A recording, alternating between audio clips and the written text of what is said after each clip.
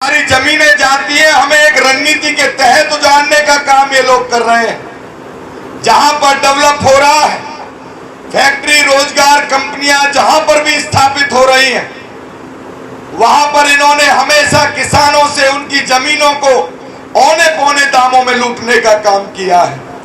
आपके नजदीक में ही अंसल ग्रुप और सर्वोत्तम बिल्डर जो जमीन ले रहा है, 8 गांवों की जमीन किस रणनीति के तहत उन्होंने खरीदी है आप सबको पता है। पिछले 1.5 वर्षों से वहां पर हमारा आंदोलन चल रहा है। भाई जितेंद्र जी बैठे हैं, बोड़ागी गांव से आते हैं, हमारे प्रदेश अध्यक्ष हैं। बहुत मजबूती से वो वहां पर लगातार अनिश्चितकालीन धरने पर डटे हुए हैं। और उसी धरने के दौरान हम लोगों ने एक प्रयास किया, ऐसे लोगों का चयन किया जो लोग चाहते हैं कि जिले के किसानों का भला हो। ऐसे लोगों का चयन किया जो लोग चाहते हैं कि यहाँ के नौजवानों को बेहतर रोजगार की व्यवस्था मिल सके। उन लोगों को हमने बैठाया, बात की और एक मजबूत संयुक्त मोर्चा यहाँ पर हमने बनाने का काम किया।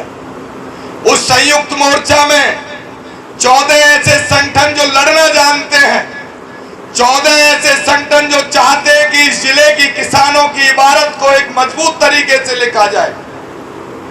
हम लोगों ने 25 नवंबर से उस लड़ाई को शुरुआत की और आपने देखा होगा कि एक बहुत बड़ा हुजूम ग्रेटर नोएडा प्राधिकरण पर निकला। उस ग्रेटर नोएडा प्राधिकरण की गूंज पूरे विश्व भर में थी कि गौतम बुद्ध नगर की वो पावन धरा जहां पर भट्टा पारसौल जैसा आंदोलन हुआ हो, जहां पर घोड़ी बछेड़ा जैसा आंदोलन हुआ हो, और टप्पल चूंकि हमारे नजदीक का जिला है अलीगढ़ जिला, टप्पल में आंदोलन हुए। ये आंदोलनों की कर्म भूमि है। हम उस धरती के पुत्र हैं जहां पर हमेशा से किसानों के बड़े बड़े आंदोलन होते आए हैं। हम लोगों ने ग्रेटर नोएडा से शुरुआत करके आपने देखा होगा कि तीनों प्राधिकरणों को घेरते हुए हम लोग महामाया फ्लाईओवर पर गए।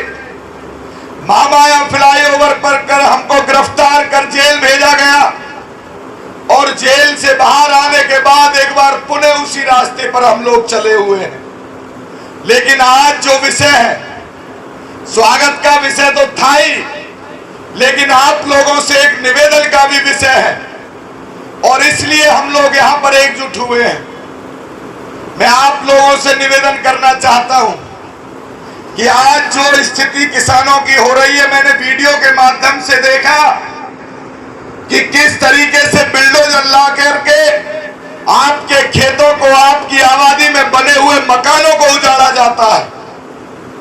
उन सारी मांगों को लेकर के दिनांक 30 जुलाई को 10% प्लॉट जिन लोगों की भूमि गई है, चाहे अंसल बिल्डर में गई हो या किसी प्राइवेट प्रोजेक्ट की बात करें या किसी सरकारी प्रोजेक्ट की बात करें, 2013 के कानून को लागू करने की बात, चूंकि जब 2011 में भट्टा पारसौल का आंदोलन हुआ तो तत्कालीन सरकार, कांग्रेस की सरकार, मनमोहन की सरकार ने यह सोचा कि आखिर इतने आंदोलन किसानों के क्यों हो रहे हैं।